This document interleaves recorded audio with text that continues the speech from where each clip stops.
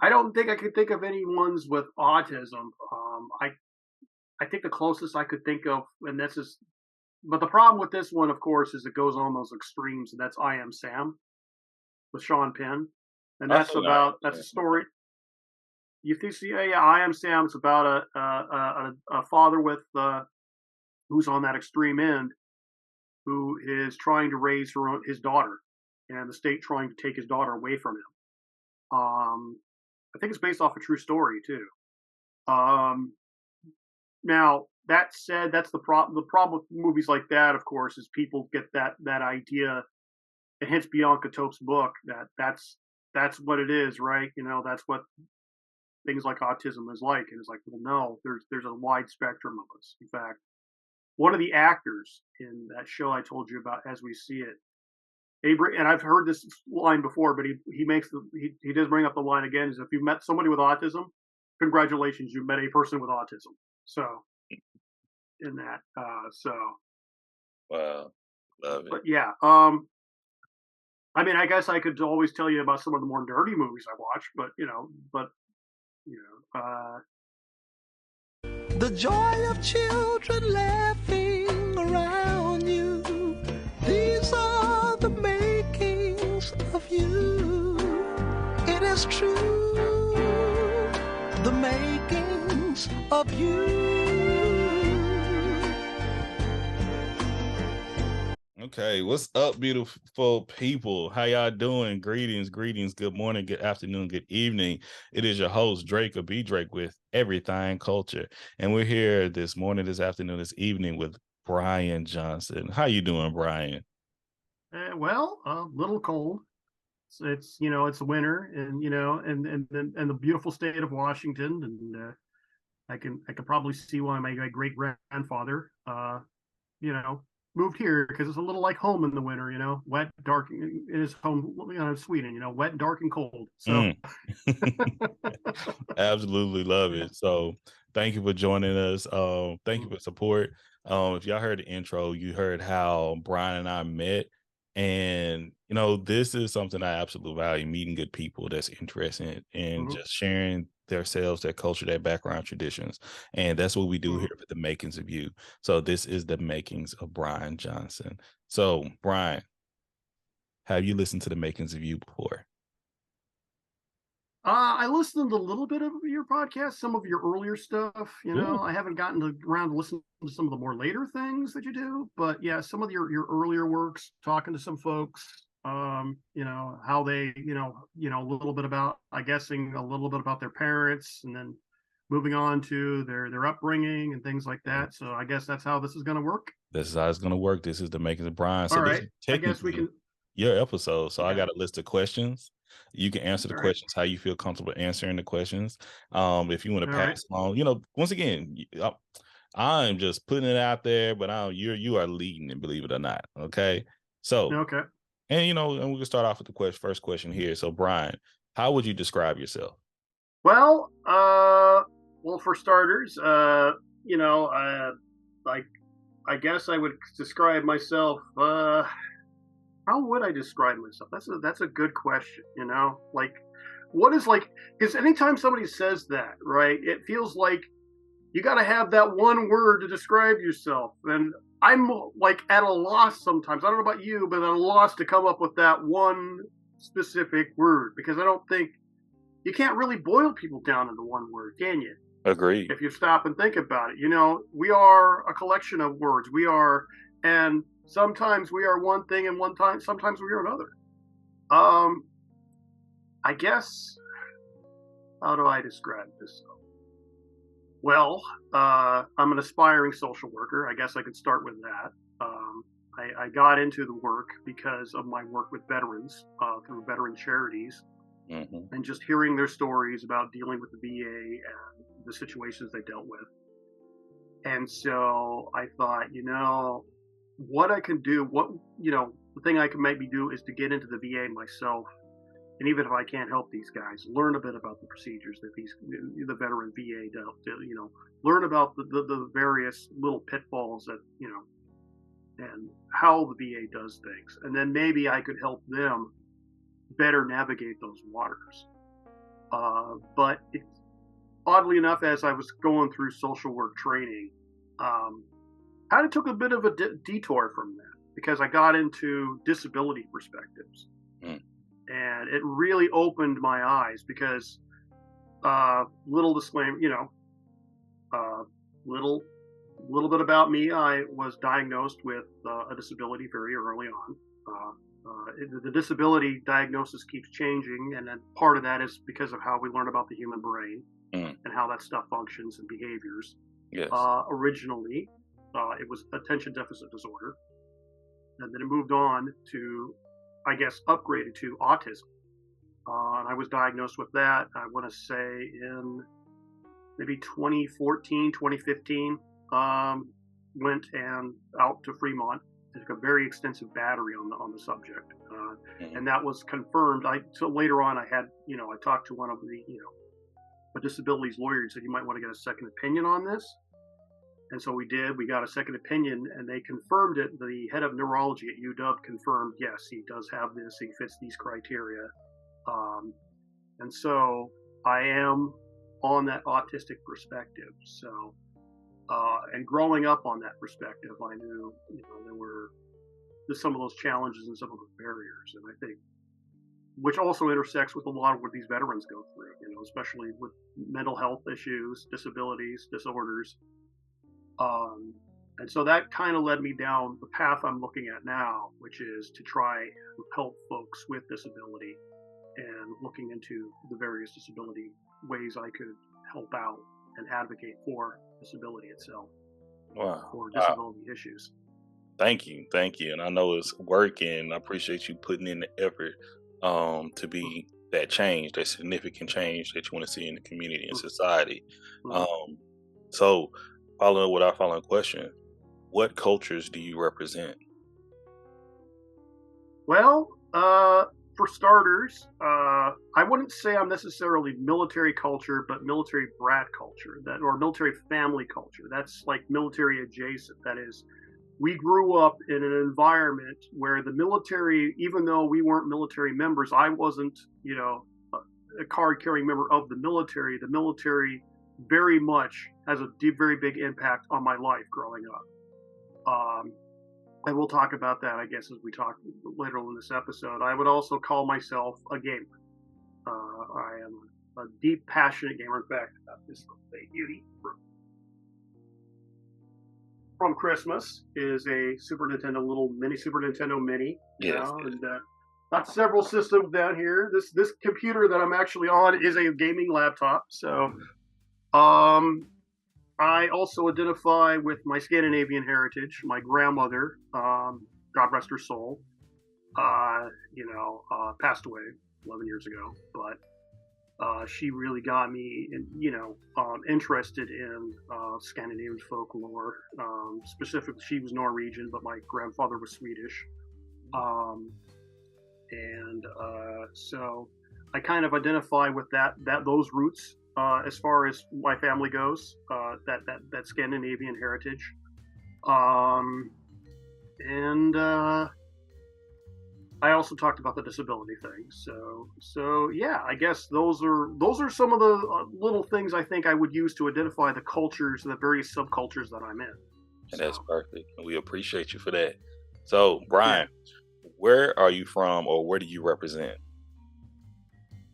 Boy, that is a good question. Okay, so I'm gonna take you on a little trip here, Drake. Okay, because when you ask where you're from, you're gonna have to understand something about military. Or now, I'm not saying that everybody who had a career in the military did this with their families, but I was born in Goldsboro, North Carolina, or Seymour Johnson, the Air Force Base near there. Okay, now here's the thing: about a year after I was born, we moved to the Philippines, and we proceeded to move about 6 more times within 15 years, okay?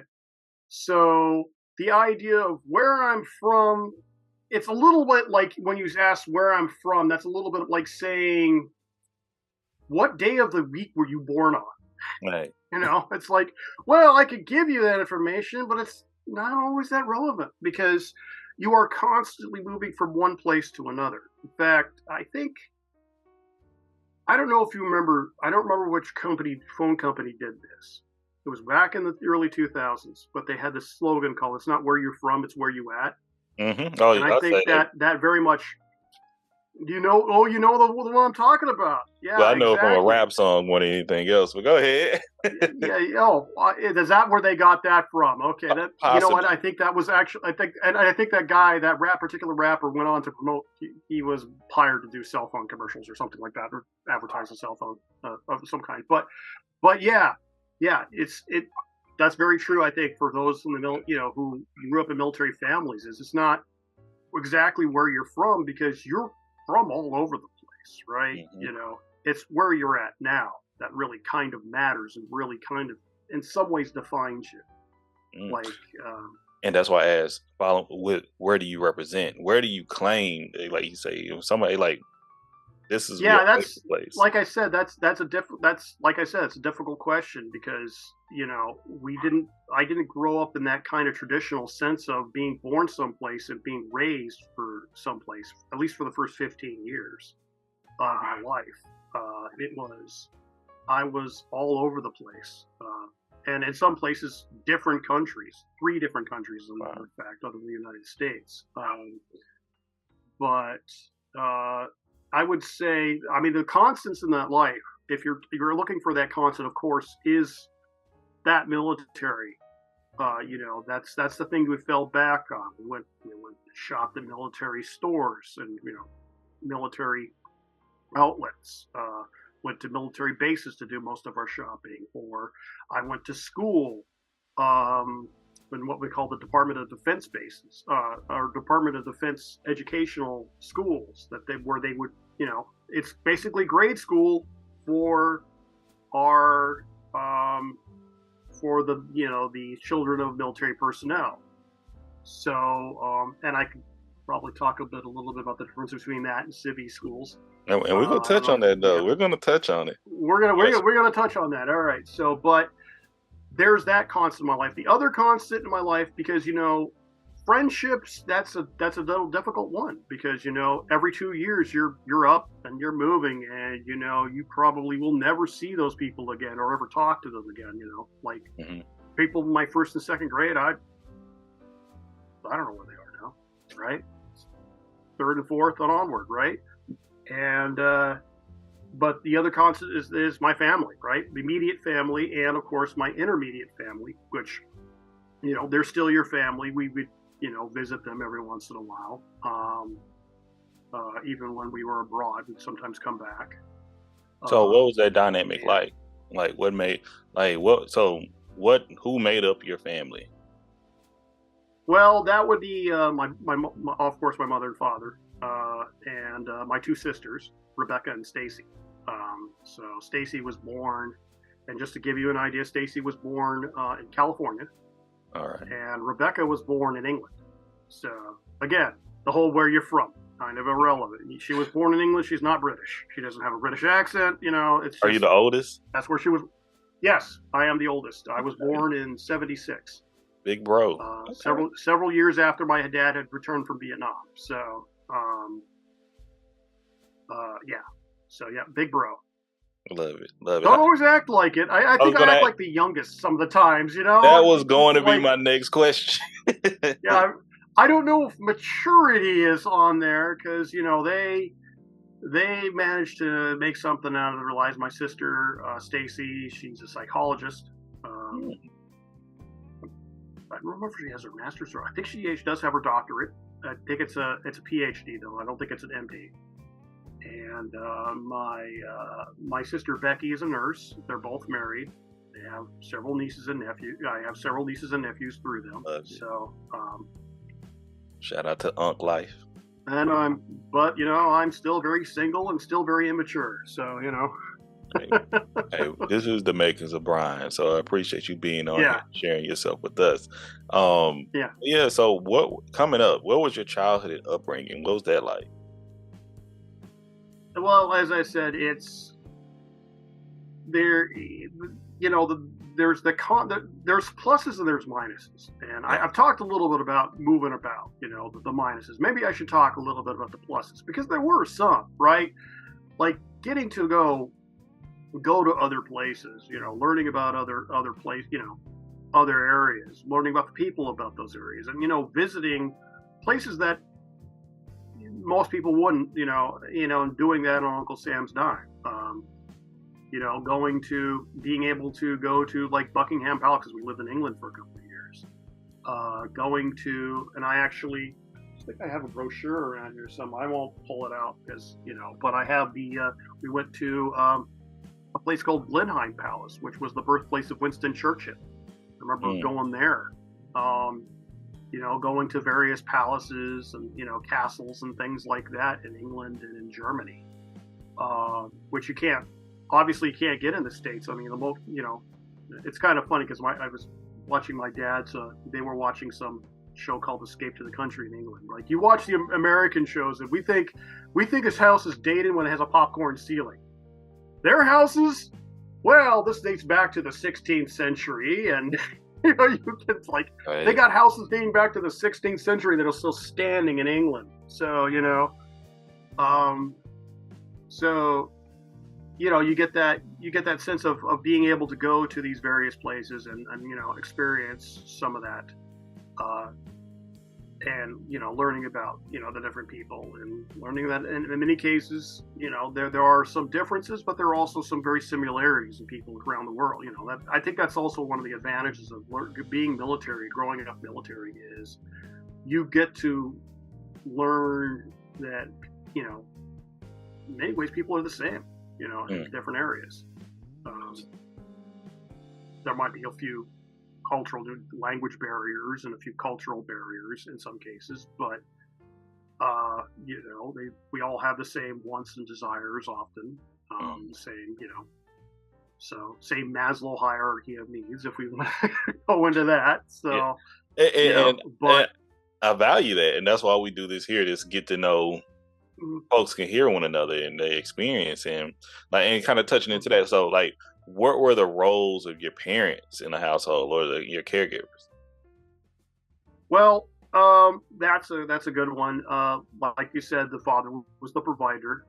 But the thing about being the provider, being military, is it's not always like either coming home from work every day. Now, Air Force is a little different. It's deployments because, generally in the Air Force, they stay at a base. They're deployed. When they're deployed in their aircraft. As my father was, he was a weapons officer on several aircraft, jet fighters.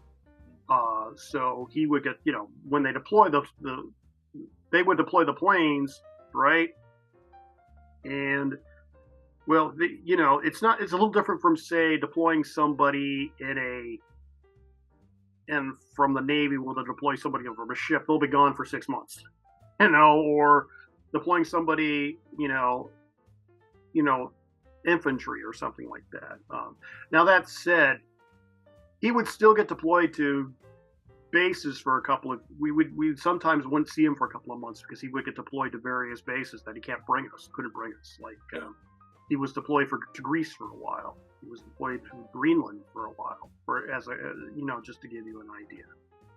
And that would leave our mother to kind of raise us, for the most part, on her own. Now, she did have family supports. We would have grandparents and granduncle. I had an uncle I guess we call it an uncle, granduncle, but I call it that because the technical term for it has always confused me. Like uncle twice removed or whatever it's called. Yeah. I got a form that explain all that. Just granduncles with us. Okay. Granduncle. So we would, she would occasionally get help from that, but she had to spend a lot of the time, raising the three of us brats, and not that she would say it. I mean, that's kind of what we were, right? And having to do that, and she wanted to, she had gotten into the school to be an RN, a registered nurse, but for the sake of the family, because of the unstable environment in which we're constantly moving around, she had to put that aside, put that on hold for 15 some years. Well, maybe not 15 some years, like the first 12 years, right? From the day I would say even longer. think about it, because my dad joined the service in '71, so must have been 15 some years for that she had to put most of her career on hold. So now she finally got her degree and finally became an RN, but that was 15 years later.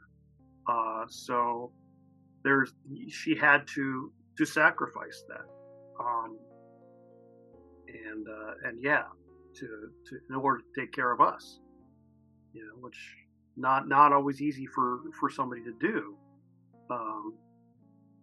and unfortunately, as I said, Dad wouldn't get deployed a lot away from us, but it did happen frequently, where we would have to, where he'd be gone for like a month or so. So, I love hearing it, and it kind of leads into, so you got what your parents did. So what were some of the responsibilities you and your siblings had? Like, what was your first sense of responsibility growing up? Responsibilities? What are those things? Well, I mean, I would have, I guess, chores, if you could call it that. Wasn't very good at doing them. Mostly just cleaning my room,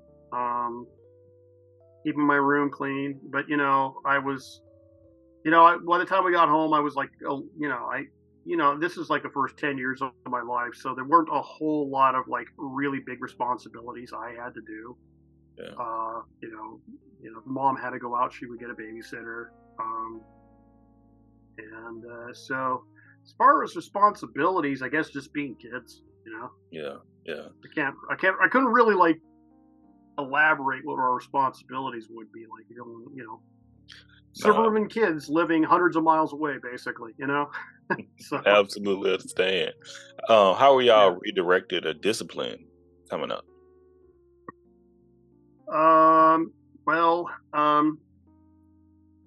There was a bit of physical stuff. Spankings were common. That did happen. I was often disciplined. I think what got me busted the most or in trouble the most was being out of bed when I wasn't supposed to be out of bed. Right? Understood. My lame excuse was always, I'm checking my toys. That would be the excuse. Of course, it never worked. But yeah, just being out of bed because I was, and I guess eventually my parents gave up because they figured he's a night owl. He's not gonna, I mean, not for those first 12 years. They really tried to get me in that sleep cycle. But just wasn't a good fit. Physical, spankings were a common form of discipline. He would also have a sort of a carrot and stick system. Like if I did my chores, we would have a thing, kind of a merit system. Like I would, I did this number of things, we would get a reward. I remember that was another way my dad had a discipline system set up.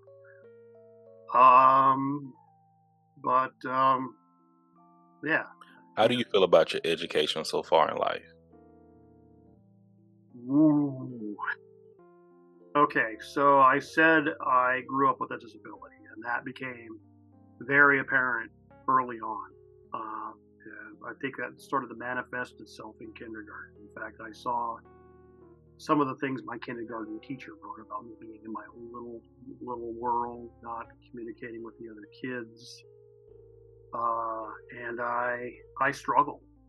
I struggled a lot in grade school for those first 4 years, I would say. I remember constantly getting D's and F's in most of my skills. I was behind in reading, behind in arithmetic. One time, I remember a teacher was giving out a spelling test, and I started looking up the answers in front of her. And here's the thing: that's cheating, but I didn't know it was cheating. That's how, because I was like, well, the answers are right there, and nobody explained to me what cheating was. I just remember everybody was really mad with me, and I was like, "But what's going on? I don't understand. What did I do wrong?" So, and it was very set up in that very in a kind of a punitive way. And there were some strange things, I should say, about the DoD schools. I don't think civilian schools had. I'll give you a perfect example of this. Please. They did not like us making lots of noise in the cafeteria. I don't know what this rule was or who came up with this rule. I remember in England, like, we would have the cafeteria monitors, like, constantly, be quiet, you guys are making too much noise, and that never worked, of course. And then in Germany, we had a guy coming up with a 3 strikes you're out system, right? Like, too much noise, it would count down to 1, and if after that last strike, everybody had to sit in the cafeteria, and recess was canceled, basically. So That sucks. I don't think that would fly, in a civilian. Yeah, it did. Eventually, somebody came up with a reward system that was a little better, but I still to this day, like, don't know what they were doing, like, and hell, I thought that might have been normal until I got to actually back here to the States to a civilian school, and I was like, oh, you guys don't have that here? Really? You guys can say as much as you want, like in a cafeteria? Like, I also remember, and I guess this is more indicative to the 80s and the whole Cold War resurgence, right? So when I was a kid, as many 8-year-old kids do, they like to draw tanks and soldiers and fighter jets and stuff like that, right? It was a different time. I drew a lot of that, right? And I think they got concerned at one point, the higher ups or the people that were in charge, and I think the drawing that might have scared them the most, and just speculating here, is I drew this Capitol, right, the congressional building, right? I thought it was the White House because I didn't know any better. And I had a guy who looked like a president and a guy who looked like a soldier, right, in front. And somebody pointed out that the soldier looked a little Russian. Near mind, this is 80, 85, around the middle of the Reagan years in the 80s, okay? And so they started, and this is very military, I guess, in that they talked to my mother and said, we would like to look at your son's psychiatric files, your son's, medical behavior files and things like that. And they were like, and she was like, okay, can you tell me what this is about? And they said, basically, well, we're not at liberty to say.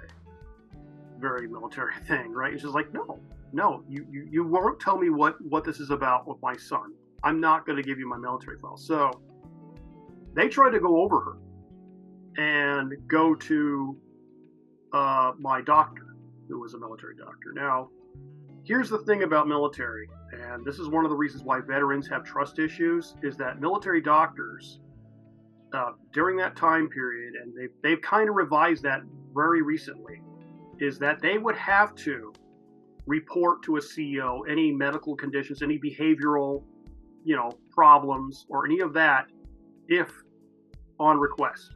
Even chaplains would have to do that unless it was outside of some religious function like a confession. However, I can reply to that because I was a civilian, right?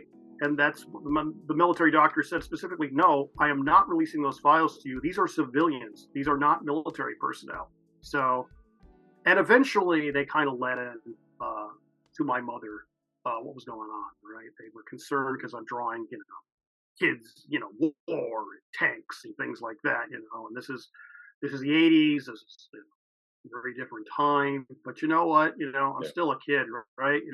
Still watching G.I. Joe. Well, I was about to say, that's exactly what I was going to get on, but G.I. Joe and all, like, you had Thundercats and all that, but Thundercats. Well, okay, that's the funny thing is about that is for the first 4 years, no, I didn't, because we didn't have Thundercats and G.I. Joe in England and in Germany. And that was going to lead to, we got a few shows. You was in a different area. Was that one of the reasons too? Yeah. Well, we did get a couple of shows, but they were often translated into German. Like, I remember the Muppets sounding very weird in German, by the way. But we would also, now the fortunate thing is we lived very close to the Dutch border. and the Dutch don't, like many of the Dutch spoke English anyway, so they would, a lot of it was, a lot of their programming, which was American, would be, they just would throw, Dutch subtitles at the bottom. So still A-Team, Knight Rider, still grew up watching those, and occasionally, at some of these daycares that I would go to for my dad and mom couldn't get a babysitter, as we see Scooby-Doo and things like that. So some of the old Hanna-Barbera cartoons, of course, but a lot of the earlier 80s cartoons like Transformers and G.I. Joe I didn't get to see until I got back to the States. So okay. Yeah. Let's see, what was your first job? When I say job, like your first taxable position, and when you receive first taxable position, okay, Yes. Wow. Yeah, that's always been a struggle for me, is finding work. But I think my first official taxable position, if you can call it that, would have been well, no, that was more of a job that my dad had got through a friend of his, and it didn't last very long. It only lasted a couple of days, so no taxes really. But yeah, that was my first paying job, I would say. I guess if I had worked for that guy longer, he would have had to file all the taxable forms, as it were. But I guess the first form where I had to file those forms was McDonald's, and did not last long. People think McDonald's is working at McDonald's is easy. For me, it wasn't. I don't think for most people. I don't think working any fast. Yeah, most people who've actually worked at McDonald's would tell you, no, it's not. It's Yeah, I remember working it's customer not service. Yeah. I've seen people are not so kind to people in fast food, and that's what kept me from doing it. I'm like, nah. Oh yeah. And Yeah. if you're on the internet, you see how people treat people all the time, and it's just like. Plus, they want you to work like that, right? Fast, and I'm not a fast worker, Really? at least not physically. Oh. But that would be my first now. Oh, thank you. But that has been a struggle, like just being able to stay on a job, and even after getting my education. And the big problem for me has always been transportation, because I can't drive. So, and as the big problem, of course, is America is a driving culture, and the West Coast especially is a driving culture. And it has been a big barrier. And the most jobs I were those minimum wage retail jobs, which I'm just not suited for, unfortunately. Now, the one I did do for a while was I worked for as an independent contractor for a small company that built websites, and that was fun. I liked, working for that particular guy. Unfortunately, it was not a livable wage by any stretch of the imagination, but at least I must have liked I liked something about the work, because even if the wages weren't what I would have wanted. So, I absolutely understand. So I'm gonna jump ahead to one of the questions I usually ask later, but this is the makings of Bryan, so we can do what we feel like doing here. So we'll do whatever we want, right? exactly. So if money wasn't an issue, you was wealthy beyond all means, as long as you kept one position, one job, one career, what would that career be? What would you want to do if money was an issue? What would I want to do? Money wasn't an issue. Boy, I would still. I know this might sound like I would still want to work with those with disabilities, if money wasn't an issue, because I've had so many struggles, having a disability myself, and I want to still help. I would want to help, and maybe even use that money to help folks get, so they don't have to go through some of the things that I went through. So, yeah, I'd still very much want to be in disability advocacy, I think. No. I don't think I would change that. So, love it. So, what were and what are your beliefs? Well, boy, to boil that down. Well, I guess loosely practicing Presbyterian would be a good way of describing it. Mm. Parents were Protestant, were born and raised Protestant. Went to several churches until we found kind of the one we settled down with here where I live, which is a Chapel Hill Presbyterian Church. And that I went to the youth group from that. Though I drifted away from the faith. I don't know if I'm ever going to be like go ever really entirely back to it. One of the things that really kind of stuck in my craw. Wow, I actually used that word. I don't know even what it means. But what stuck in my is one of the guys that I grew up with. He went to a different high school, of course, but he was in my youth group. He died of cancer, brain tumor, and I remember him saying, and he was a good guy, really good guy. Would give me rides home from like the group and stuff like that. Usually the guy who would do that for me.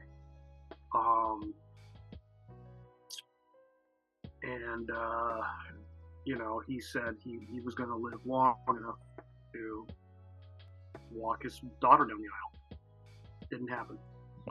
And I told my pastor, how could he let a good man like Josh, his name was Josh Pearson, how could he let a good man like Josh Pearson die like that? How could he just, and I told him, I'm angry with God. And I remember what my pastor said, and this is one of the reasons he's a really good pastor. He said, if you need to be angry with God, go ahead and be angry with him. He can take it. So, and I guess I can, it's been a while. It's been 5 or 6 years, and have I made my peace entirely with him? I don't know. God, that is. But I don't think I could ever step away entirely from Christianity. I still believe in an afterlife. I still believe in the Protestant work ethic. And I still believe very much in America and an idea of that it should be a land where everybody has the opportunity to succeed, regardless of where you come from.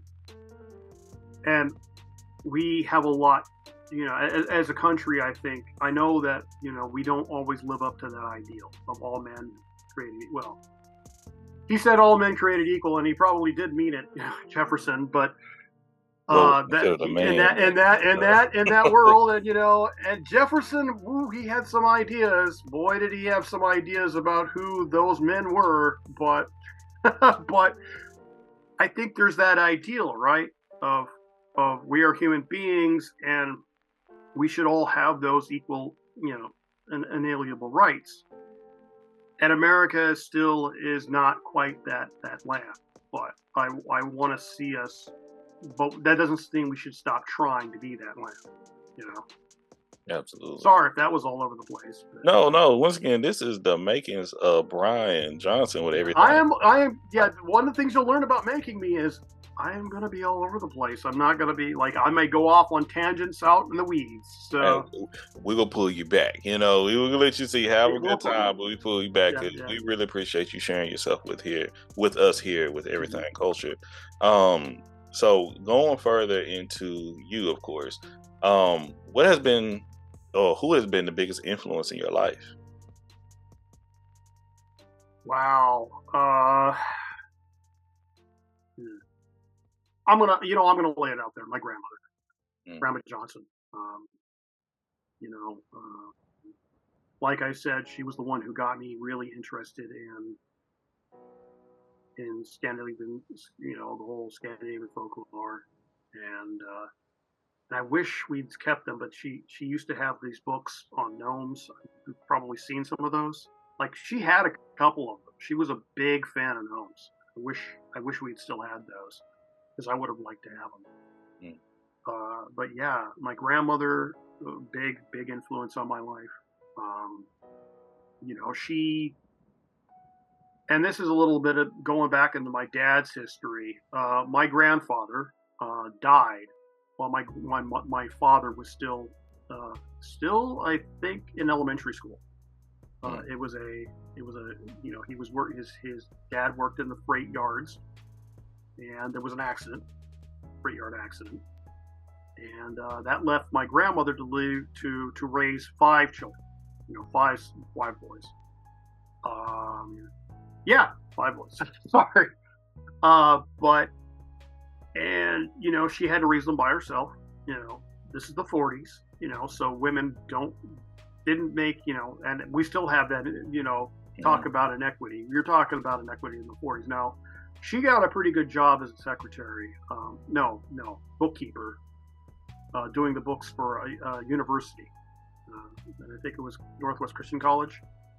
So she was able to do that, and my dad, and her brothers, she was able to make enough, and through that, and through the insurance that they got from, the freight accident, to live a middle class life.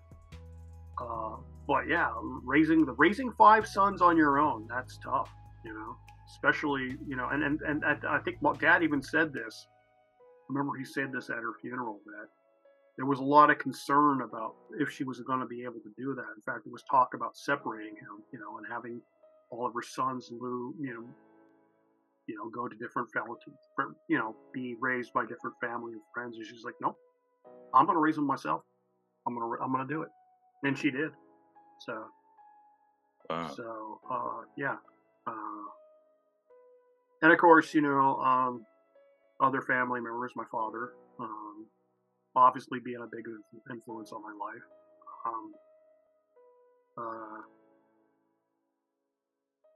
Yeah. Yeah. Thank you. And trust me, I really appreciate you sharing the context of why.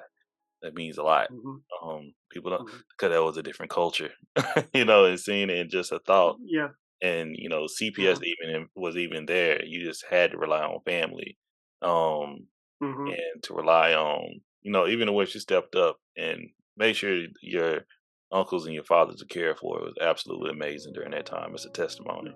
I mean, So I think it also helped that some of my older uncles were getting at that age where they could get jobs and stuff like that, like my Uncle Gene. Yeah, it was. I can't imagine it'd been easy, And now I think about like the house that they lived in. Like they had, houses were a lot smaller back then. yeah, I don't know if people noticed this, but this was like a 1-story house with like 2 bedrooms in it. Now they were able to make a 3rd bedroom, like in an attic, up for my oldest uncle. But yeah, my dad had to share the bed, share the place out with 4 brothers, and I've been in that bedroom. It's not a big bedroom, so you gotta imagine what that got to be like to live out in Eugene, Oregon. In that house. So, and gotta value your how do I say, recognize the luxury you have in life and privileges you have now, even though it may not oh seem yeah, like it. yeah. I mean, like, yeah, you do. It makes you appreciate the fact that things are a little different. Although, at the same time, I'd like to take a step back on that, because this is something my dad told me, and this is something I actually do believe. And that I think in some ways kids have it harder than the previous generation. Mm-hmm.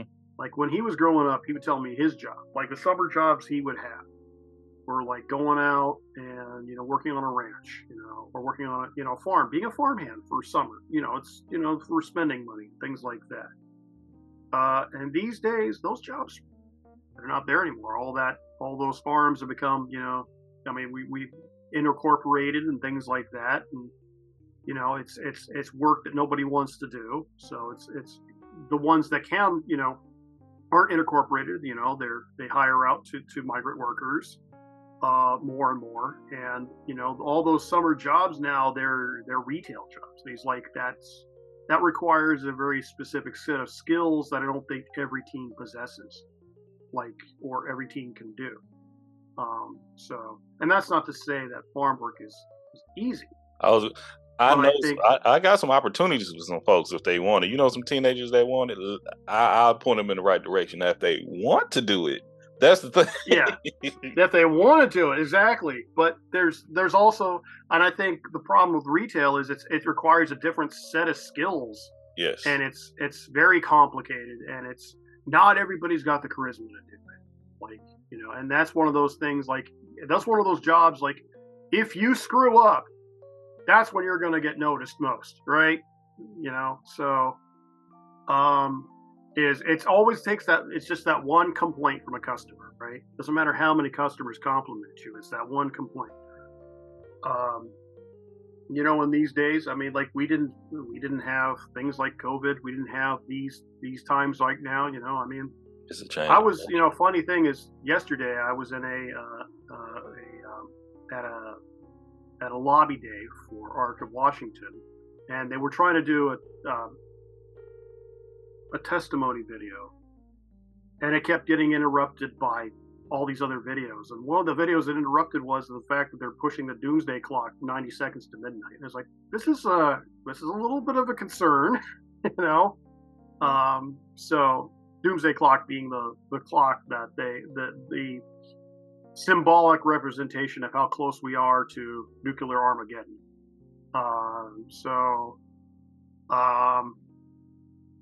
All of this that people, that kids have had to grow into now. We have the internet, which has brought us together, but it's also brought its own share of problems, and that's sorry if I'm going on a tangent, but you're fine. like I said, and I trust, I know, think, and the conversation right there, I believe, is so much where it, once again, every decade or every culture, you're going to have the pros and the cons. But and people can look back, oh, it was so good back then, and some people look back, it was so bad back then as well. And it was bad back then as well. I mean, there's with challenges. I don't think we can say kids have it easy today. It's no, they don't really. It's just that they have a completely different set of challenges than we had. Absolutely. When we were kids.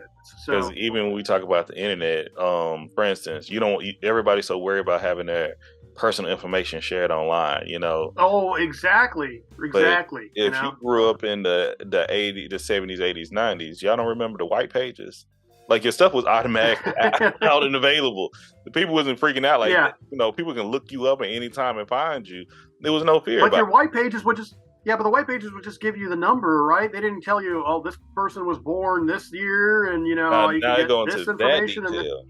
But it was so. They don't go into that detail. It's like now they can find out you've got 2 dogs and 3 cats at your house. But it had to be shared because people feel comfortable sharing it too. Mm-hmm. So there are ways to find it out. It goes so many different ways, and if somebody want to find you, no matter what, back then or not. And so many ways you can protect yourself. It's so detailed when we go in the world, but that's a conversation for another day. But we got to talk more about you, Bryan. So, okay. All right. Sorry. No, you're fine. You're fine. This is what I do. So we got 3 questions. This is all in one. We want 3 recommendations from you. We want to recommend a book to us, recommend a movie to us, and recommend a television show. Okay. So. I got the book. I will give you the first one. In fact, you know what? Let me pull that book up, because if you guys want to get an insight into what it's like to be autistic, there's this gal from, I believe, Holland, who just wrote this book. And you know what? Let me pull. I got to pull up my Kindle. That's another thing, right? Look at that. Electronic devices to put books on, right? Now, there's a pro and con to that. I'm staring at a screen now instead of pages, but at the same time, I don't got to go to a bookstore, Or have a room full of books, a library in your house. You have it in your. I still have a room full of books. Oh, well, there you go. Yeah, you can't see them, but there are books over here, all the way through, up and down through here. But yeah, and the book is called. This is a book you can find on Amazon.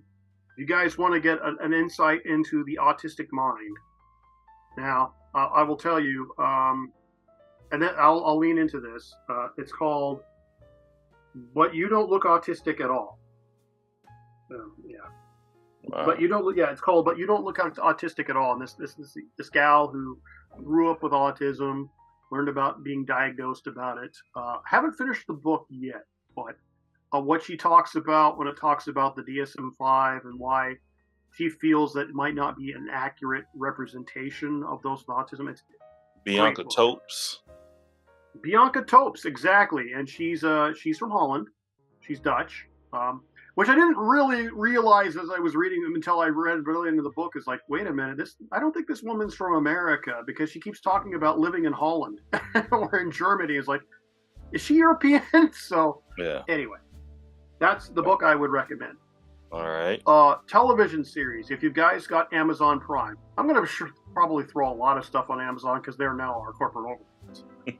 But if anybody has Amazon Prime, a good show, and it's still a television show, of course, is if you want to learn a little more about the autistic side, I would say,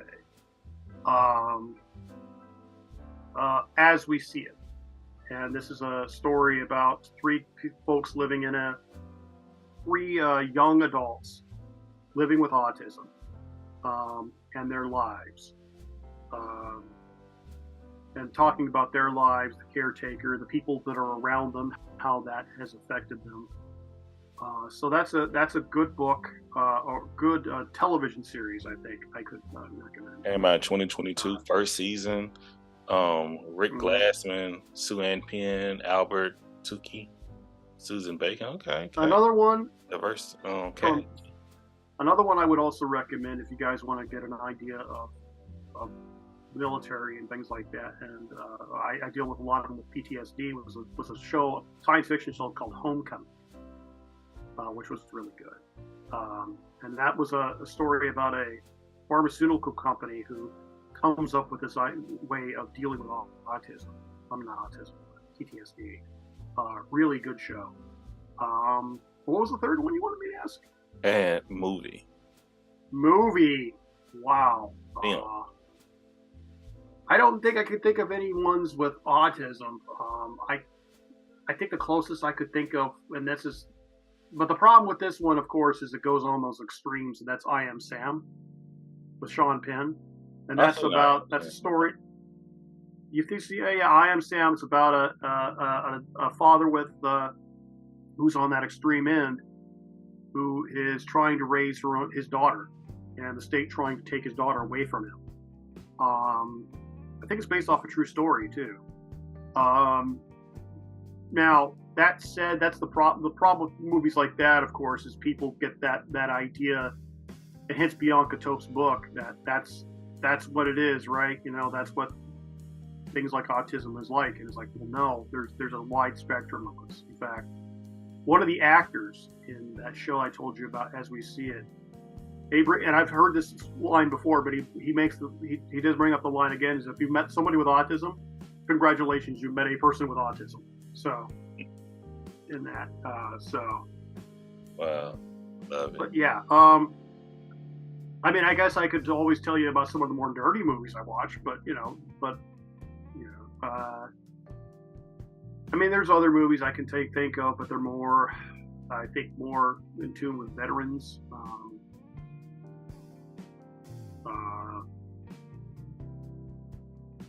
I think it was a movie called Megan Levy, who was about a woman who was a Marine who in a K-9 unit, one of those bomb sniffing units. This is really good. But yeah, the movie one's a little tougher because I don't know if there's any movies out there that have really explored that nuance of autism just yet. So no, this is helpful. No, you did it. You killed it. Yeah. So, on to our next question. You have a magic telephone. All right? With your magic telephone, you can call 3 people or 3 anything. That could be fictional, it could be real, that can be here, they could be gone. What 3 people would you call? My grandmother would be one of those. You know, a lot of you know, another one I think is a fellow friend of mine who was you know, just because I lost touch with him and he passed away, unfortunately. He's a guy named Josh Corkin, a friend of mine. Yeah, I think I would have loved to be able to just to talk with him again. Boy, that third one. I mean, there's so many.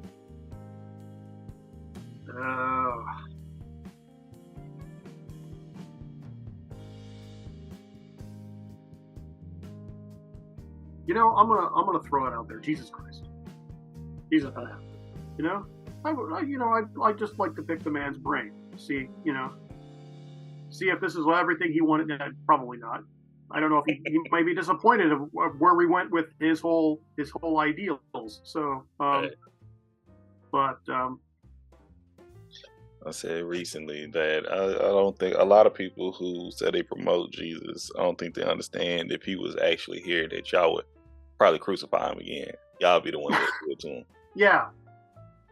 Well, we did it once. We'd probably do it again. So I mean, that's the. We find different way. We find a different method, of course, because the only people to a cross, not exactly too biblical these days. To my knowledge, when he come back again, he ain't going for it again. He come back for different reasons. But I appreciate you three, your grandmother, your friend, and Jesus Christ. Okay, thank you. What has been an impactful moment in your life?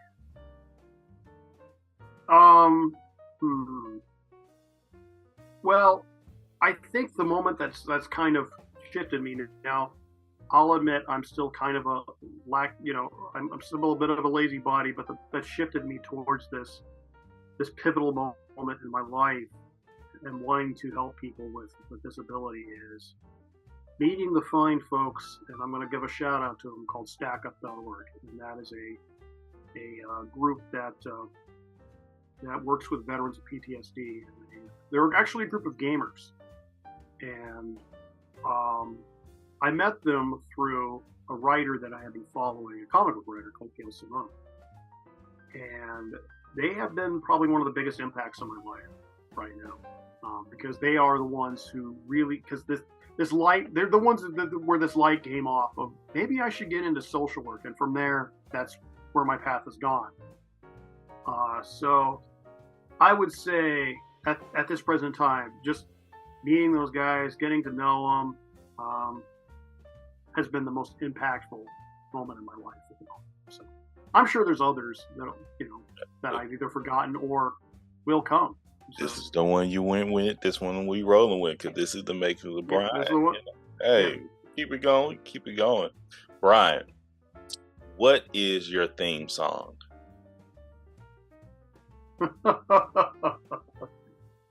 I got it.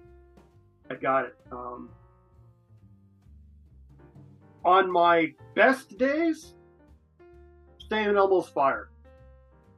St. Elmo's by John Fire. Parr. Yeah. Okay. Or Unstoppable by Sia. One of those, maybe. On my worst days is a song called Trapped by Still Frame. Or is it Still Frame Trapped? Anyway, it's about being caught in this cycle and not being able to get out of this life cycle that you are in. Even despite no matter what you try and do, you still feel like you're further away from the goal. And wow. Life is still a struggle sometimes, Absolutely. But I would say it would alternate between those two, right?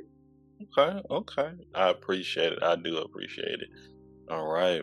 So, in your life, what privileges do you benefit from? Well, I hate to use that word white privilege, but like I said, my grandfather, he immigrated here from Sweden, and hey, that is that mythical land of that mythical Nordic culture that the Anglo-Saxon, the majority back in the early 1900s really claimed to. So, within a generation, my family was Americanized. You were pretty much welcomed into the fold, right? And there are advantages to being a white male. I won't lie. I know. I live in a nice neighborhood and things like that, and I know that's not through osmosis. There are still, unfortunately, there are still inequities in the world, and the advantage is that I do have some of that privilege. Now, on that flip side, like I said, the disability part that has closed a lot of those doors, but there are still those doors that are open. Was that what you said about privilege? That's thank one you. of them. Hey, Living, middle class family. My father, they did all right by themselves. We're not like the most wealthy, but we certainly, I think we did okay, all things considered. And I'm blessed to the fact that they're letting me live with them right now, because things being what they are, unfortunately. And having family, absolutely understand. Having family loves me, absolutely. Yes. That is such a privilege. Thank you. And I can't thank my parents enough. They may not be perfect, but they're giving me that. So appreciate it. Okay, how would you define joy? My joy? How would you define joy? I think joy, well, for me, it would be having a sense of accomplishment. And it could be, That was mine. yeah, and it could be a very real sense of accomplishment, of real, and I think this is what taps into that gamer thing. It's sometimes having that virtual accomplishment. Hey, it may not be real, but hey, I did it. Or building something. And just seeing it. You got me over what comes of it. So. You what? I may be overthinking it a little, but yeah. No, you have me over here thinking, because is that why I like gaming? Because that's how I define joy as well. This is making Bryan once again, but I said on my that is my way. Yeah, I think if you ever really think of looking at video games, there's always that there's that interactivity, but there's always a challenge, there's always an obstacle, and when you overcome that obstacle, there's one game called, I don't know if you've ever heard of Firewatch, right? Which is basically a walking simulator. There's no real challenge to it, right? So I can't really call this a game because it doesn't challenge the player at all. Yeah. There has to be some adversity, I think, and then just having that sense of accomplishment, or I've heard of it. Just getting something in return for that, for your efforts, like a reward, or being appreciated for your efforts, even if it's just a bunch of random people telling you stuff, I think there's that. I think there's also the ability to be able to create something or build something in some of these games that I really enjoy. Okay. I love it. And I know of Firewatch. I haven't played it, but I hear they try to make it it's not a horror game, but it's like an eerie mystery, what's said. But the second one, they supposed to up it up a little bit, step it up. So, what game is that? Firewatch. They supposed to come out with a sequel. Oh, Firewatch? Yeah, it's not really a scary game. It's more. I really do appreciate the storytelling that was in that game. In fact, they did with just a bunch of text telling you the story of that game. I don't want to spoil it for anybody who hasn't played it yet, but within the first 5 minutes of that game, they tell you, and you get the emotional feels that it has taken some games an entirety to try and get you to get, right. Or not get. Sometimes some games just overdo it. David Cage games, especially. I think that's his name. Yeah.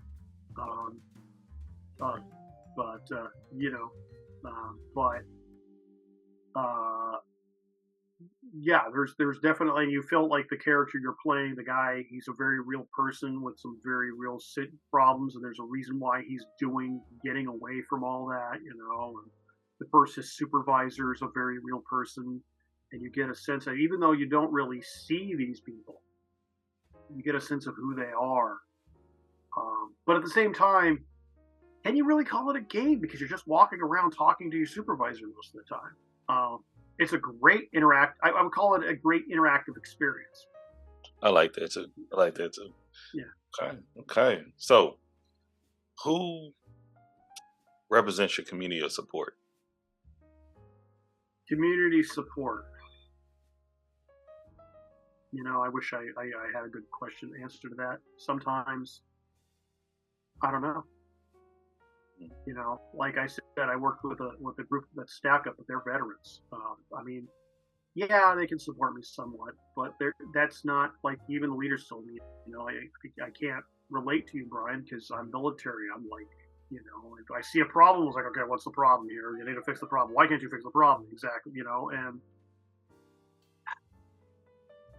sometimes I wonder where I can go. It's been difficult trying to find that support for people who get me, who might have what I'm going through, and just being able to connect with those people, because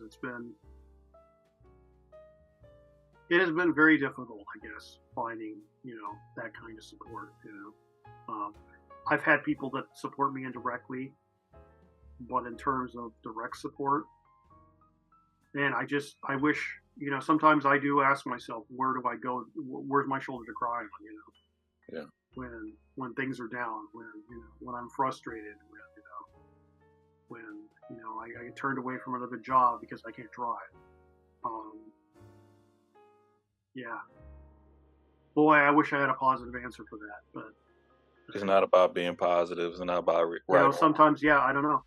It's about where you. That is. This is about you. I really do wish, I knew where that is, where that anchor I could find to just, where that port I could call home. But I guess I'm still looking for it. So. Oh, thank you. It'll come together. We'll figure it out. That's something we're good at doing.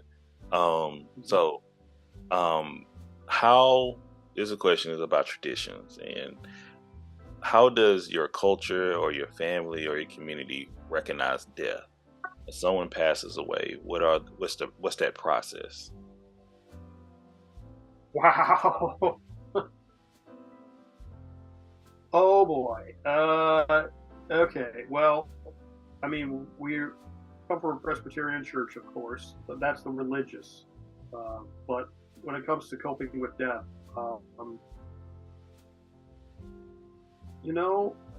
as far as, I think there's this idea that we don't want to,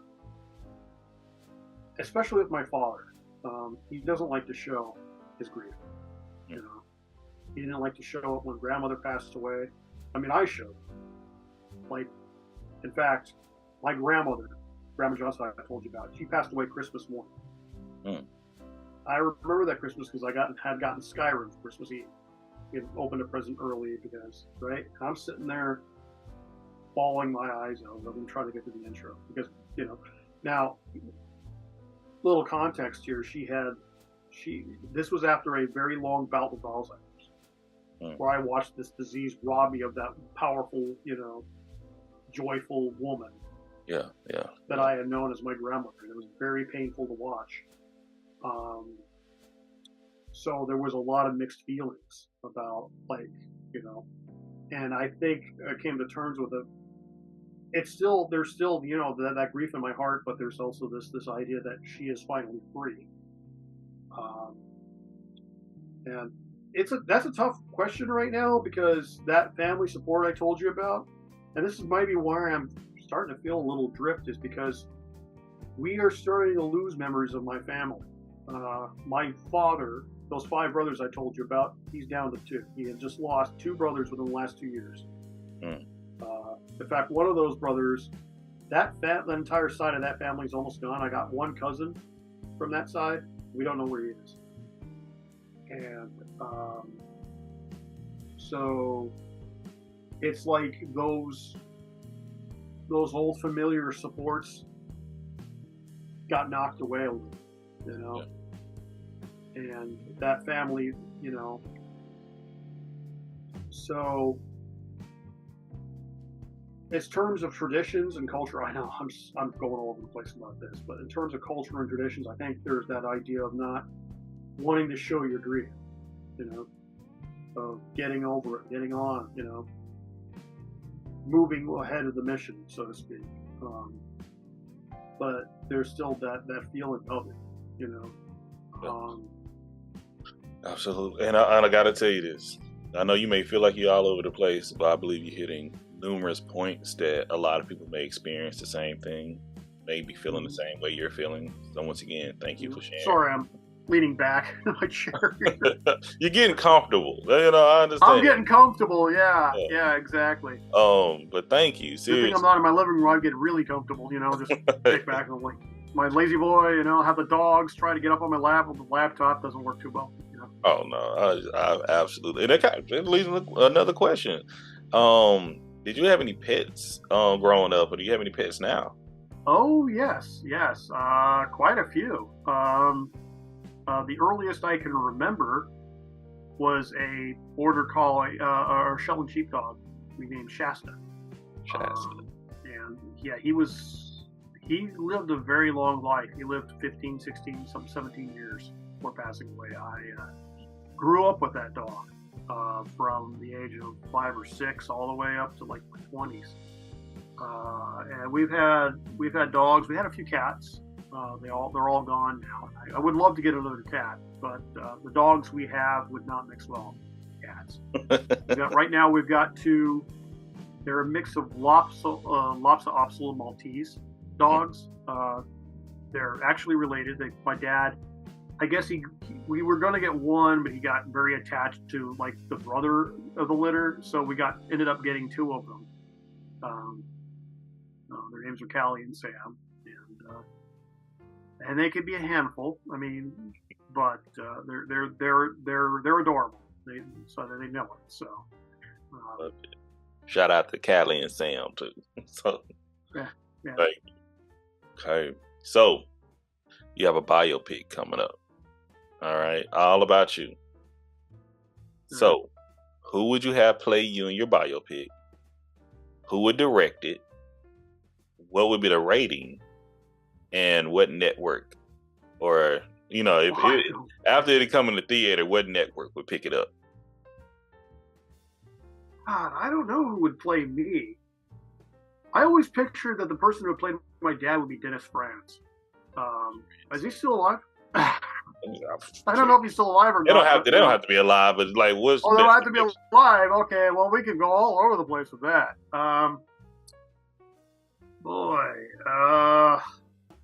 Okay, since we're not going to go alive, I've always been a fan, well, of his work, comedy-wise, or used to be. I would say Robin Williams, or maybe, given I'm a kind of a quirky guy, maybe Jim Carrey. No, not Jim Carrey. Who's the guy who did Me, Myself, and Irene? Was that Jim Carrey or Drew Carey? Oh, that was Jim Carrey.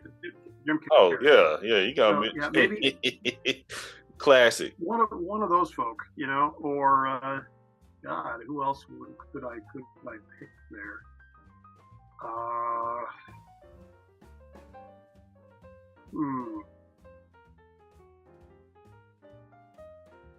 Yeah, that's a tough one. That's a really tough one to figure out who I would be. Who would play me? Hey, so you gave us some good folks. Who would you have directed? Who would I direct it?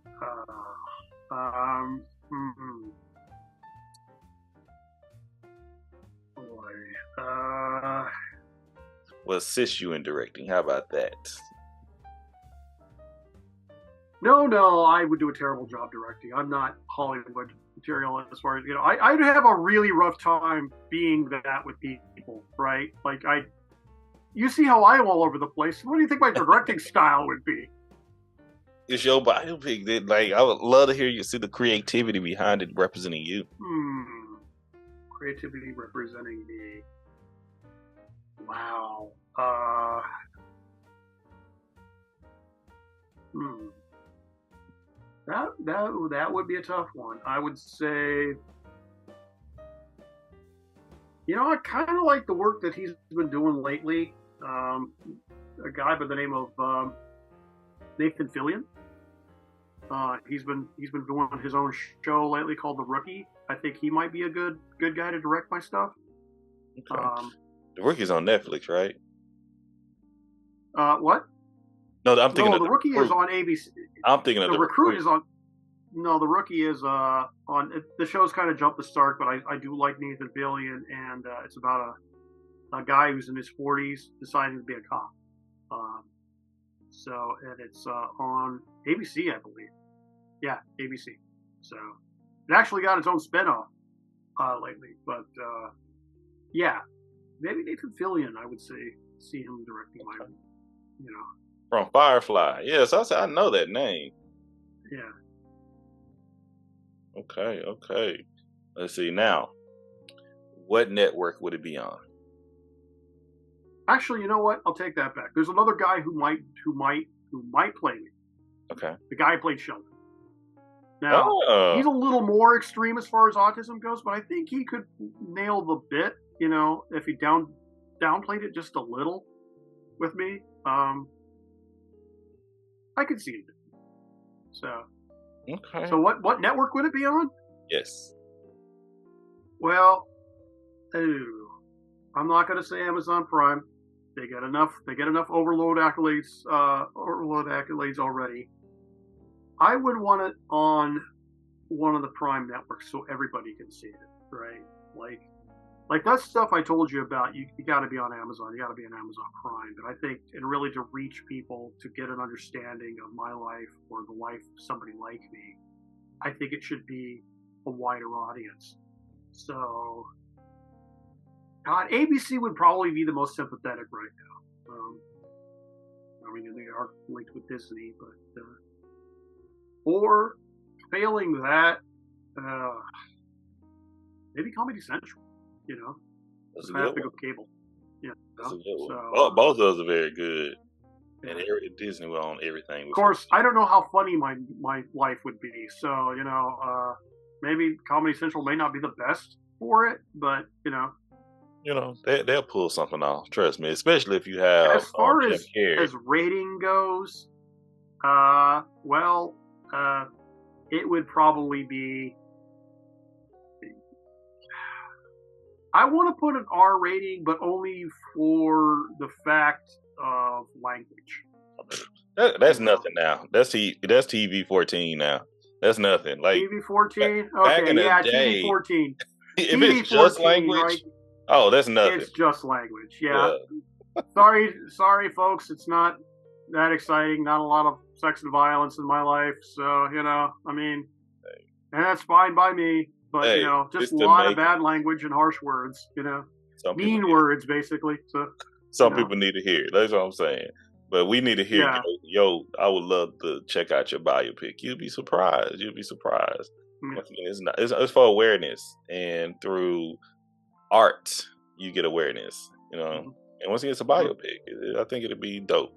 So, we're coming on to maybe a few more questions. How you feeling? Oh, I'm good. How are you feeling? I'm great. Are you? Am I annoying you? Am I like all over the place? Do you have to keep, That's sometimes I have to ask. I'm a professional. 2,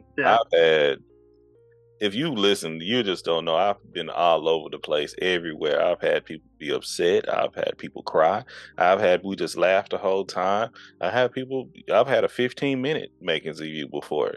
But once again, I love getting to know people. That's something I love when people bless our platform to share themselves with us and our audience. Yeah. So thank you. For me, sometimes picking up on conversational cues are difficult because of the whole autistic spectrum. So sometimes I don't. You might be giving me a signal and I won't catch it. Because people, and what you ask is normal too. Is like, I'm fine. Thank you. The first person to ask how I felt. I'm okay. Yeah. I'm just happy to So be. you're doing good. I'm not like, this. Obviously, I'm not the worst guest you've ever had. Maybe not the best, but I'm Oh somewhere no, in that middle. all my guests are great. That's one thing. I genuinely mean that. Even it's people need people. Once again, you'll be Yeah. Oh surprised. yeah. You'll be surprised. I'm looking forward to someone listening to this and relating to you. Seriously. So Yeah. thank you. And it's funny because we've talked about how people are different. Like I'm more of an introverted kind of guy. Like I like to be by myself, but every once in a while I got to come out of that hermit shell, right? I got to talk to people. I got to be able to communicate with others. Yes. Nobody's ever entirely an island, and I don't think nobody's an entire. Nobody lives on a subway or wherever people gather. I guess. Like nobody's ever going to be one thing, a complete extrovert or a complete introvert. It's always going to be a mix of a balance. Right? And I'm all about balance, so we support it. So this is a would you rather question. All right. So. Oh God, I hate those. No, skip. Sorry, no. Skip. If this is one of those stupid questions, like if you would rather be born without hands or feet, which would you pick? No. Okay, listen. I'm gonna give it to you. If you don't like it, let me give it to you. All right. Okay. All right. Would you rather go back in time and speak to your younger self, or would you rather your future self come and talk to you now? My future self. I want to know because the future is a scary place. And, I may be pulling out a Norse mythology thing. I may be pulling an Odin here, because for some of those who don't know about Odin, he gave up his eye to learn the future. And what he learned was, hey, you're going to die. Everybody you know is going to die. He learned Ragnarok is what, yes. And that he couldn't do anything about it. That could be careful what you wish for. But I want to know what's going on and maybe what I could do to do better, If I go back and talk to my past self, I guarantee, look, my past self's my younger self, the young bones. You ever try to talk to a young person? Like, I was there where you're at. Whatever, Grandpa. It's like it's tough to talk to young people because they're so. And I hate to say this about you young people who are watching this, but they're sure of themselves, right? And I think it was Oscar Wilde that says, "I'm not young enough to know everything." That's a quote from Oscar Wilde, if I remember correctly. So I don't think my younger self would probably listen to me very. I could tell them if I told my younger self anything, don't listen to your guidance counselors; they're full of shit. So, sorry to my French, but but don't listen to your school guidance counselors. They're just trying to pass you through school and pass the buck to somebody else. Stay in physics. Stay in those hard courses. Challenge yourself. Don't take these Mickey Mouse courses because they say you should do it to graduate. Don't do that. But, and hell, I'd probably say that to kids if I was, but yeah, I would want to, I think the future self, even though that could be a scary, uncertain place, First of all, thank you. And I told you it wasn't that bad. Look at you. You wanted to skip it. You know what I mean? I did want to skip it because those would you rather ones are so stupid. People always ask those stupid questions and they're like, I would rather not do any of these things. Thank you very much. But I'm telling you. Leave me alone and let me get back to my game, basically, I'm a professional, so I know, and thank you for your response too. There's no right or wrong answer, but you answered almost exactly. You answered both sides of it. And you answered to the point that I'm telling the following question I have, if you answer when you're younger, would your younger self listen to you? That's legit. Yeah, exactly. Yeah, I don't know if my younger self would listen. Like, would you listen? Do you think your younger self would listen to if you came back? I have one of my kids. That's the thing. Now I think about my future self. Would I listen to my future self? And that's a unique thing. Like, are you part of that maturity? It was one of my previous guests. Shout out to Vic from Liquor Talk Podcast. Said if this is the younger stuff, don't listen to him. It's okay. I'm gonna give him 5 across the lip. I'm saying, so you go assault your youngest child? You're gonna punch your younger son.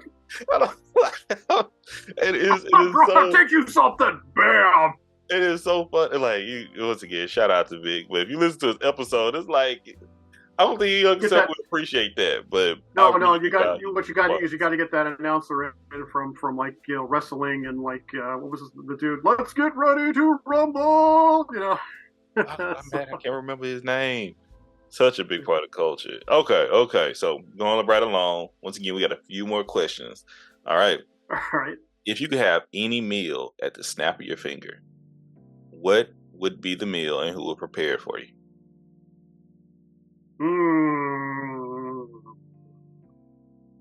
Right now, that would be a good question. Because I tried to make them myself. You know,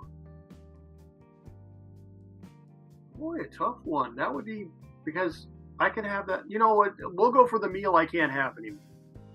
My grandmother's Norwegian waffles, which are a little different. They're not exactly like a breakfast. They're served as a delicacy.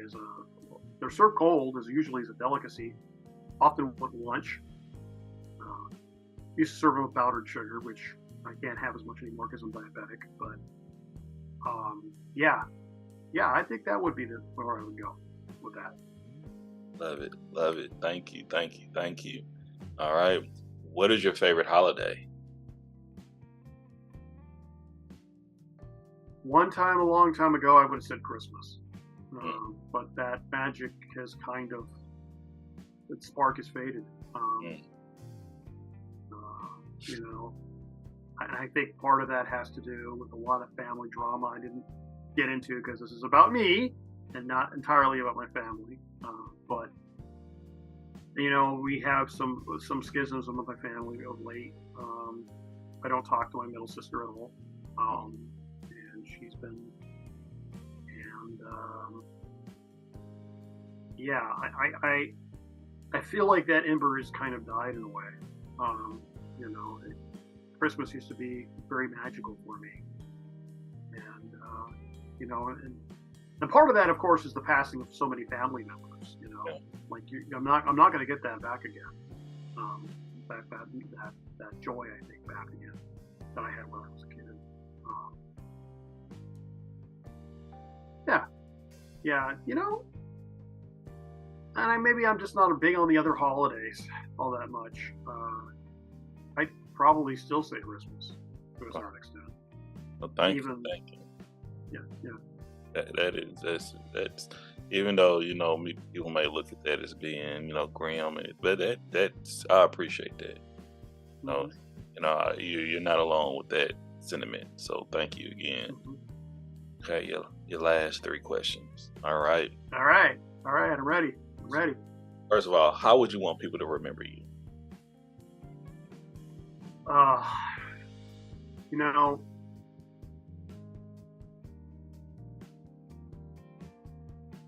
I want people to remember me, maybe not so much me, but what I may have brought to the world. You know, like if I could make something for the better for you know, I mean, in the grander scheme of things, you know, in the world scheme of things, if I could, you know, help create policy that would improve the lives of others, you know, I don't need the glamour for it, you know, and be recognized that to a certain extent, some recognition for that. But I think that's what I would want to be remembered for, is the thing I did and what it did for others. Your actions. Thank you. Yeah. Changes. Thank you. Okay. What changes do you want to see in your culture?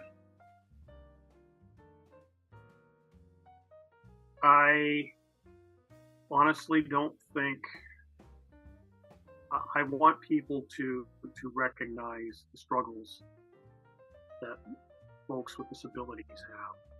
You know, we so often think, I mean, like, and I bring this up in an advocacy thing. I don't know if you got to see my advocacy piece, but we talk about Franklin Delano Roosevelt he contracted polio at an early age. He was wheelchair bound through his entire presidency. He was one of our most popular presidents. Okay, served 4 terms in office. They went to the 2-term after that because they wanted to put a stop to that afterwards. And yet, his entire campaign, his presidency, they hid the fact that he had polio, that he lived in a wheelchair. And it's people I don't think recognize what it's like to be disabled until they find themselves disabled, even in a temporary situation. Like, I remember one of my professors at UW of Tacoma telling me about how he broke his foot and trying to get around it. You've been to that campus. Mm-hmm. All those stairs, some of those elevators are locked down at night. Trying to, get back to his car was a chore. I was gonna say that's a distance I had to go because I had to come back like 2-3 times. I like, ooh. Oh yeah, you know what I'm talking about. Absolutely. And I think people don't realize just how, and I would say for those that are marginalized in disability, like, this is the thing, okay? Being a minority isn't going to stop you from driving a car. Well, okay, maybe there's some barriers there, but learning the act of driving a car, right?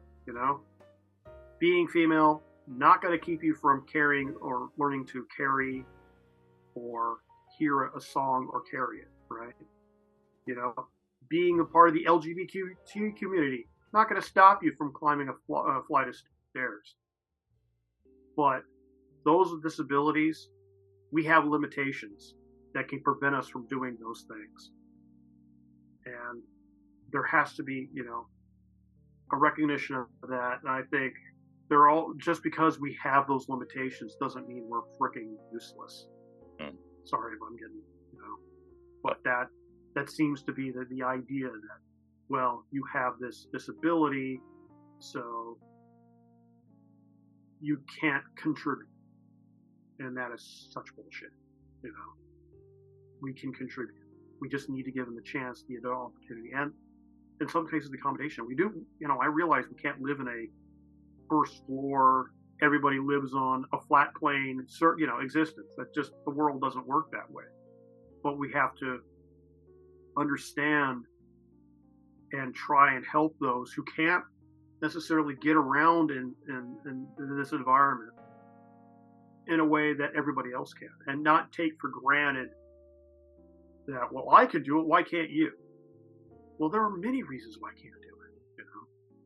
There are many, there's limitations, and have to be able to recognize those limitations and help others overcome those. Well, deal with those so that they could be the member of society that they want to be.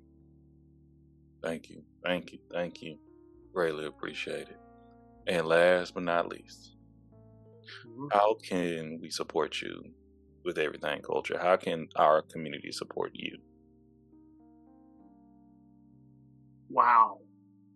I would, if I would say anything for Everythang Culture, and just for that disability part, I would say try and get involved, try to understand, try and learn more about what it's like, especially with us with neurodiversity, like with autism, because our disabilities are invisible, and you can't see them, but limitations are there, and the people that we are. And I would say try to learn a little more about us, but also try to help us in some ways with some of these limitations, right? And not take for granted some of the things that you guys can do. Transportation, big one right now. Okay. Housing, big one right now. I know. That's big. And look at some of these bills. I know it's boring, but maybe try to help us. I think the big one would be if Everything Culture could take a look at transportation, because I know it's a big one, not just for folks with disabilities. Those who can't afford to drive right now are in a world, you probably have seen this being out on the West Coast, like just how bad it is when it comes to transportation. I'm from Texas. It's way better than Texas. So I can tell you that. So I'll come. That job I told you about, that internet job, that guy was from Texas too. He used to be from a small town, Texas. And I don't remember the name of the town, but he says, we got anything you want. You just got to go 100 miles in any direction to find it. Yeah. And that's why I say I hear you. I'm listening to you fully. And that's one thing I do value about resources, especially what we're doing right now. I have a full set studio that I put together, but I know everyone is not able to make it here. I know everyone is not able to, you have to come upstairs. So I'm like, we give options to do things virtually, even when you're saying with work. That's you know what? You brought that up. Virtual. I know that a lot of people want to go back to that FaceTime. And believe me, I understand the value of being face to face with somebody, Let me tell you, that conversations value. I'm having on other and some people do not want. It's a lot. It's a lot. And I'm telling you, people don't think virtual is a good thing. I think it's a very good thing at times. Yeah, the virtual opens up a world, especially for us with disabilities. Because here's the thing about virtual. You don't have to build a ramp to a virtual office. You don't have to do it. If your office is virtual, well, hello, you can, that opens up so many possibilities. And I would say, I would encourage more of that virtual world. I know we all want to go back to the way things were before COVID, before we all got built in this cultural world, but we have to recognize that, because I did some studies and I did some research on this, that has opened up possibilities for those with disabilities, is that virtual world. I'm glad you brought that up. Because again, that's an issue we may not be able to solve. But I guarantee we can embrace this technology more and find more ways to use it and utilize it and make it more of a conducive, work environment. Absolutely. Does that make sense? Absolutely, because the whole time when you were speaking earlier, like question maybe 15, I was thinking, I have to bring up the virtual options, because I knew in the pandemic when it I'm glad you brought that up, because why did I forget that? Because that was such a big thing in my internship about virtual work. Yes. And what that's doing for folks with disabilities right now. Yes. And opening up that possibility. So. And that's something. That's one way I'm trying to help out in numerous different ways. So thank you. So Bryan, you did it.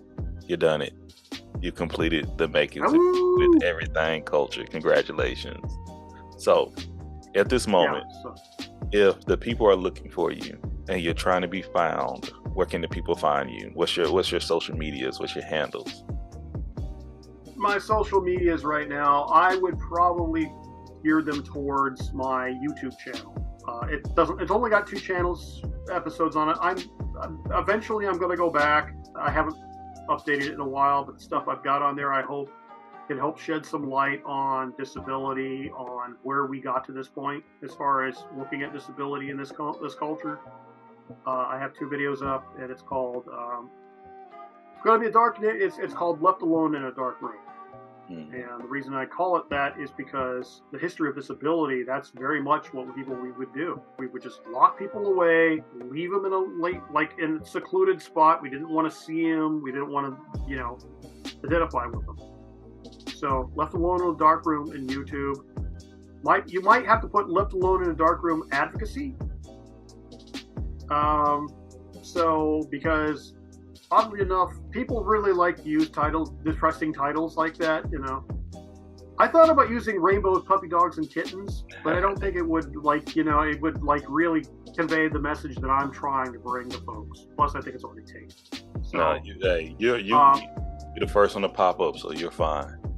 So, and once again, I'll make sure to share it everywhere here so everyone can see it. Now thank brace yourself. I'm still learning the nuances of building together videos. So pardon me. yeah, yeah. Aren't we all? But hey, I want to say thank you again, Bryan. I want to thank you for everyone that's listening to us. Thank you for everyone that's watching us. We greatly appreciate your support. And we look forward to having you back on future episodes when we have a panel and we discuss not only gaming, we discuss being what the nickname a military brat, as well as being Oh, some. I'd love to hear. And, I would and, love to hear input from more folks that grew up in the that yeah, military family or gamers. I would love to hear more from gamers. and last but not least, but people who not only is experiencing autism, but people who work along with others and people who provide resources to our autistic community or community with disabilities in total. And what does that Yeah, look like? We would love to have you yeah. back on for those conversations. So once I again, would love to be on for those conversations too. Yeah. So. just continue to be ready, and I greatly appreciate you. And everyone is listening. Y'all know where to find us everywhere you find everything culture. That's an A, not an I. I'm Drake, B Drake, your host, and yeah, thank you all. God bless. Peace.